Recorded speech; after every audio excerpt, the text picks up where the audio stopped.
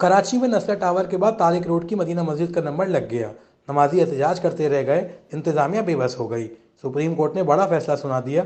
Tariq road की 40 साल पुरानी मदीना मस्जिद को मिस्मार करने से रोकने की अपील मुस्तरद कर दी।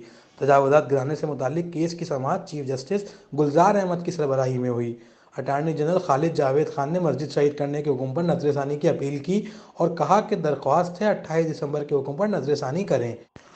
इस केस में सिंध हुकूमत पार्टी नहीं, पहले सिंध हुकूमत से मदीना मस्जिद पर तफसीली रिपोर्ट ले ली जाए। अदालत के सामने तमाम हकाइक नहीं रखे गए। ये मामला कमर्शलाइजेशन का नहीं, इसलिए मामले को दोबारा देखा जाए। अटारनी जनरल खालिद जावेद खान ने बताया कि सुप्रीम कोर्ट के हुक्म की वजह से मजहबी तनाव पैदा हो रहा है। इस पर चीफ जस्टिस बोले, सिंध हुकूमत चाहे तो मस्जिद के लिए मुतबादिल ज़मीन दे दे। अटारनी जनरल साहब, ये पार्क तो हमने अपनी आंखों से देखा है। जस्टिस काजी अमीन ने कहा कि ज़मीनों के कब्जे में मजहब का इस्तेमाल हो रहा है।